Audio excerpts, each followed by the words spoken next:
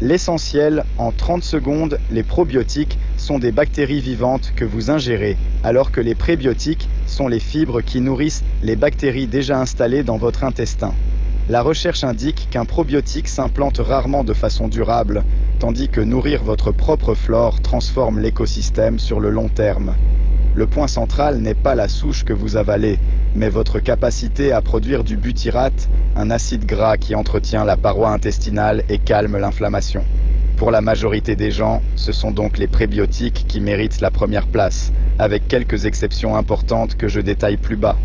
Depuis des années, les probiotiques monopolisent la conversation sur la santé digestive.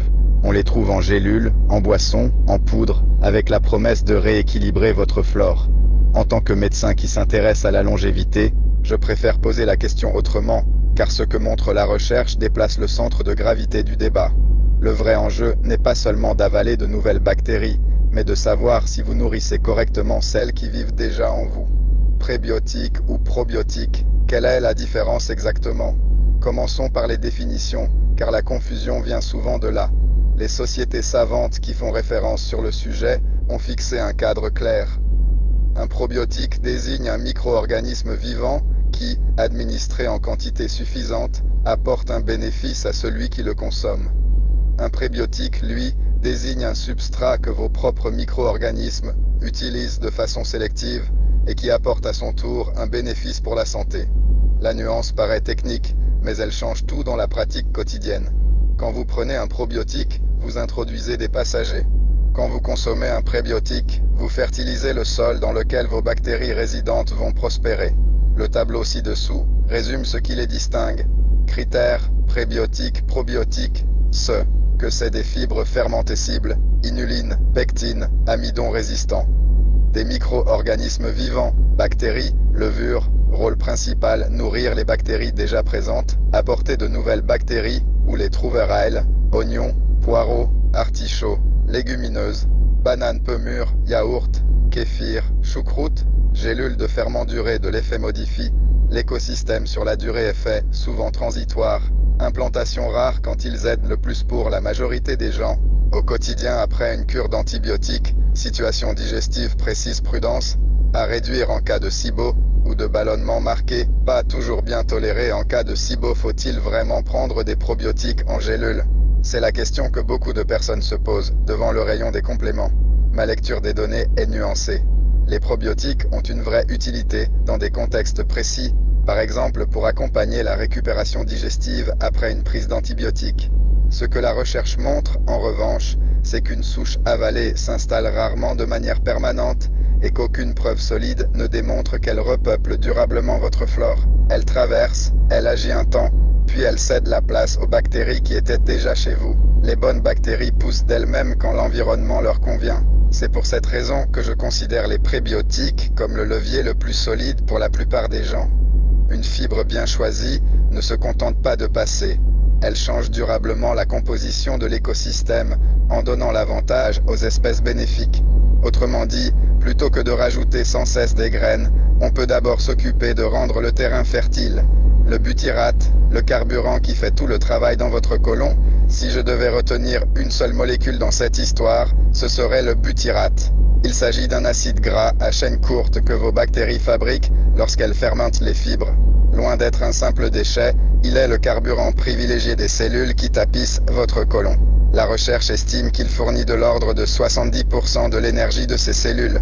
Quand il vient à manquer, ces cellules s'affaiblissent, ce qui fragilise la barrière intestinale. Le butyrate agit à plusieurs niveaux, et c'est ce qui le rend si intéressant. Il aide à maintenir un environnement pauvre en oxygène dans le côlon, une condition qui favorise les bonnes bactéries et défavorise les espèces indésirables.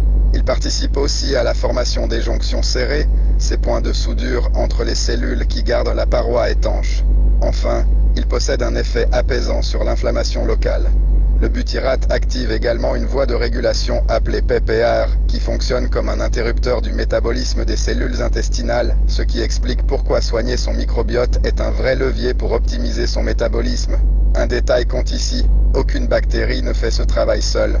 Les bifidobactéries commencent par découper les fibres et l'amidon résistant, ce qui libère des composés que d'autres espèces, comme Faecalibacterium prausnitzii et Roseburia, transforment ensuite en butyrate. On parle d'un système en cascade où chaque famille de bactéries nourrit la suivante. C'est pourquoi la diversité de votre flore importe autant que la présence d'une souche particulière. Manger des fibres augmente-t-il vraiment votre butyrate? On aimerait une réponse simple, mais l'honnêteté scientifique impose de la nuancer. Toutes les fibres ne se valent pas et toutes les personnes ne réagissent pas de la même manière. Un essai mené chez 174 adultes en bonne santé a comparé plusieurs fibres fermentescibles. L'amidon résistant de pommes de terre a augmenté le butyrate d'environ 29% en moyenne, alors que l'amidon de maïs et l'inuline n'ont quasiment rien changé sur ce plan. Fait marquant, la réponse variait énormément d'un individu à l'autre. Environ 2/3 des participants voyaient leur butyrate grimper, tandis que le tiers restant ne bougeait pas ou baissait légèrement. Une revue systématique d'essais cliniques confirme cette prudence. L'amidon résistant est en général bien toléré, souvent aux doses de 20 à 40 grammes par jour, mais son effet sur les acides gras à chaîne courte dépend étroitement du type de fibre et de la quantité consommée. Une autre revue, portant sur 44 essais chez des adultes en bonne santé, va plus loin encore. Les fibres n'augmentent pas systématiquement ces acides gras. Pour le butyrate en particulier, seules 8 études montraient une hausse nette, une seule une baisse, et les autres aucun effet clair. Quelle conclusion en tirer? Il ne s'agit pas de renoncer aux fibres, bien au contraire. Il s'agit de comprendre que la réponse est individuelle et qu'elle dépend de la variété de ce que vous mangez. Miser sur une seule fibre est une stratégie fragile. Diversifier les sources, tester ce qui vous convient et introduire les changements progressivement donne de bien meilleures chances de nourrir vos productrices de butyrate. Microbiote, inflammation et longévité. Le rôle de l'endotoxine. C'est ici que le sujet rejoint le cœur de mon travail sur la longévité. Les personnes qui vieillissent bien, y compris les centenaires, ont un point commun frappant. Elles présentent très peu d'inflammation de fond.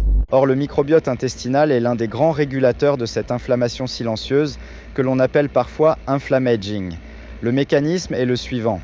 Quand la paroi intestinale devient trop perméable, une molécule issue de certaines bactéries, le lipopolysaccharide ou LPS, peut passer dans la circulation. Une fois dans le sang, ce LPS active des récepteurs du système immunitaire et déclenche une cascade inflammatoire de bas grade.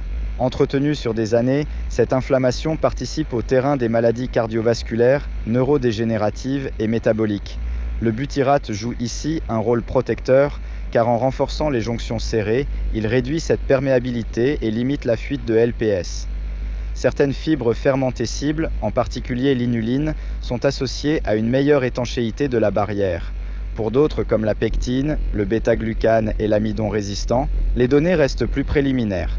Un microbiote équilibré fabrique aussi d'autres composés étudiés pour leurs effets sur le vieillissement cellulaire, comme certains dérivés des acides biliaires tels que l'acide lithocolique. Sur le plan du cancer colorectal, une méta-analyse récente portant sur environ 116 600 participants a associé les niveaux les plus élevés de butyrate à un risque nettement plus faible. Je reste prudent sur l'interprétation. Il s'agit d'associations observées et non d'une preuve de cause à effet. Mais ce faisceau de données conforte l'idée qu'un microbiote qui produit bien son butyrate est un allié de votre santé sur le long terme. Quels aliments prébiotiques mettre dans votre assiette? Passons au concret, car c'est là que se joue l'essentiel. Nourrir vos bactéries ne demande pas de compléments coûteux, mais une assiette pensée pour la diversité. Il existe une longue liste d'aliments prébiotiques ou riches en fibres à potentiel prébiotique, et l'objectif n'est pas de tous les manger, mais de varier régulièrement les familles. Une bonne cible consiste à viser une trentaine de végétaux différents chaque semaine, car chaque fibre nourrit des bactéries différentes. Catégorie exemple d'aliments prébiotiques. Famille de l'oignon naël, oignon, poireaux, échalotes, ciboulette racines et tubercules, topinambour, chicorée, betterave, patates douces, fruits bananes peu mûrs, pommes, baies amidon résistants, pommes de terre refroidies, riz refroidi, légumineuses graines et légumineuses lentilles, pois chiches, graines de lin, de chia, de chanvre, autres végétaux, artichauts, asperges, avoine riche en bêta-glucanune. Astuce simple et concrète. Préparer un yaourt maison enrichi en inuline combine à la fois l'apport de bactéries vivantes et le prébiotique qui les nourrit. Vous réunissez ainsi les deux logiques dans un même bol, ce qui reste plus intéressant qu'une gélule isolée. Prébiotique et SIBO. Quand les fibres peuvent aggraver les choses, Je tiens à finir sur une nuance que trop peu de contenu aborde, car elle évite bien des déconvenus. Le conseil manger plus de fibres ne convient pas à tout le monde. En cas de pullulation bactérienne de l'intestin grêle, un problème que l'on désigne par le sigle SIBO, les fibres et certains prébiotiques peuvent aggraver les symptômes. Au lieu de nourrir de bonnes bactéries au bon endroit, ils alimentent une fermentation mal placée, ce qui provoque gaz, ballonnement et parfois une sensation de brouillard mental. La même prudence vaut pour certains intestins très sensibles, où les fructo-oligosaccharides sont souvent mal tolérés à cause d'une fermentation rapide et gagnent à être réintroduits plus tard. Certains sucres fermentescibles, dont un excès de fructose, peuvent d'ailleurs accentuer ces désagréments. Les probiotiques ne font pas non plus l'unanimité dans ce contexte, puisqu'ils déclenchent parfois les mêmes inconforts.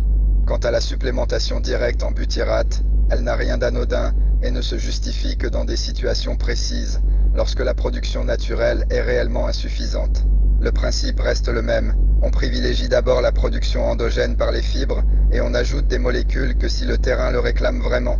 Le message à retenir n'est donc pas un seul régime pour tous, mais l'inverse. Pour la majorité des gens, les prébiotiques passent en premier. Pour les intestins sensibles ou colonisés à tort, la stratégie doit être adaptée au terrain individuel, idéalement avec un accompagnement. Avertissement médical. Cet article a une visée informative et pédagogique. Il ne remplace pas un avis médical personnalisé. Avant de modifier significativement votre alimentation ou d'entamer une supplémentation, en particulier si vous souffrez de troubles digestifs, parlez-en à votre médecin ou à un professionnel de santé. Votre protocole microbiote en pratique, voici 5 gestes concrets que vous pouvez mettre en place dès cette semaine, avec la raison qui les justifie. Visez une trentaine de végétaux différents par semaine. Pourquoi ? La variété des fibres nourrit une plus grande diversité de bactéries, dont vos productrices de butyrate. Ajoutez une source de fibres fermentescibles à chaque repas, légumineuses, oignons, avoine, amidon résistant refroidi. Pourquoi ? C'est le carburant qui permet de fabriquer du butyrate à l'intérieur de votre côlon. Introduisez les fibres progressivement. Pourquoi ? Une montée trop rapide provoque gaz et ballonnement, surtout si votre intestin y est peu habitué. Bougez régulièrement, notamment en endurance avec des séances en zone 2. Pourquoi ? Une activité d'endurance régulière et modérée tend à favoriser les bactéries bénéfiques productrices d'acides gras à chaîne courte, un effet qui dépend de l'intensité. Réservez les probiotiques aux situations qui le justifient, par exemple après une cure d'antibiotiques. Pourquoi ? Ils peuvent accompagner la récupération digestive, mais ne repeuplent pas durablement votre flore et ne remplacent pas un bon terrain. Pour aller plus loin, microbiome et diversité végétale. Pourquoi 30 plantes par semaine changent tout ? Comment l'acide lithocholique active les voies de longévité sans restriction calorique ? Le fructose de vos fruits est-il dangereux ? Source, ILC, Guarner F, Reid G, Gibson Jr.